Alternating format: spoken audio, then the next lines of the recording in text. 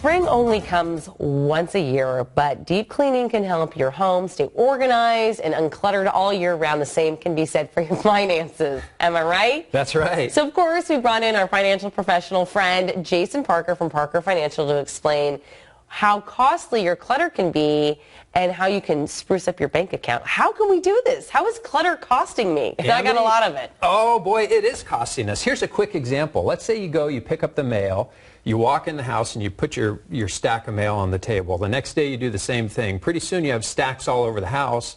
You forget to pay a bill, and now you've got late fees as a result of the clutter that's occurring. Yeah, that may have happened time too.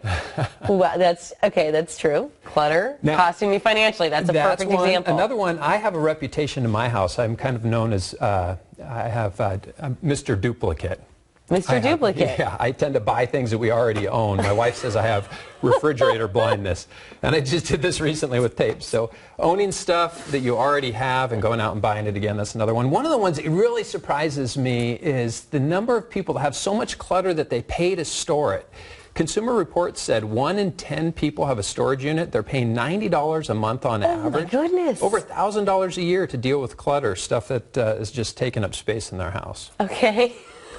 I already want to crawl under the desk. All right, so what else? What else can we do? What can we do? So I've got a couple of fun ideas for you. First of all, we got to plug the savings leaks, and so I've got some spackle here. I like it. And I'm always encouraging my clients, 10 to 15% of your gross income you want to save, and we have until April 17th this year, so a few more days to get money into the IRAs, the Roth IRAs, the health savings accounts.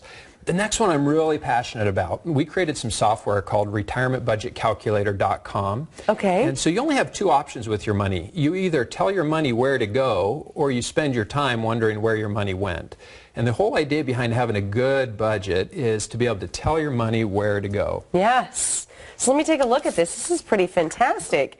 So you've got it all. Can I have this? It's yours. Keep this? No, but this is great. I mean, it's always good to keep a really good eye on what you're spending. Absolutely. What about with taxes? Yeah, the last one, well, as you know, taxes went down 2018. Hopefully most of us will be paying less money in taxes.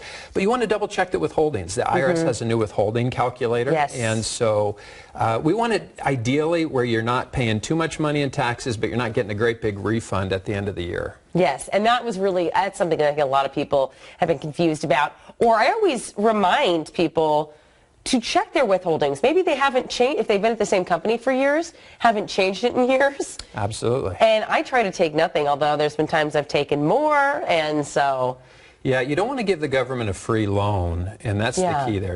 You don't want to overpay your taxes. You don't want to get hit with a big tax bill at the end of the year either. But visit the IRS's new withholding calculator to learn more about how to structure that so you're not paying too much money in taxes every year. That is so brilliant, because it really is kind of a numbers game when you decide how much to withhold and how much to not. And people we serve, they say they don't mind paying their fair share of taxes. I don't, yeah. They just don't want to pay more than their fair share of taxes. Absolutely. Jason Parker, always a pleasure. Anthony, always so many great things to learn, and appreciate thanks for this. Yeah. It's a start. It's a start.